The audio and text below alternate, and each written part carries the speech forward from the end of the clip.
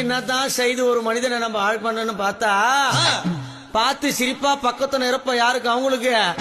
ஆனா அவன் நல்ல நேரம் முடிஞ்சதுன்னா அவன் கதைய முடிப்பாளா.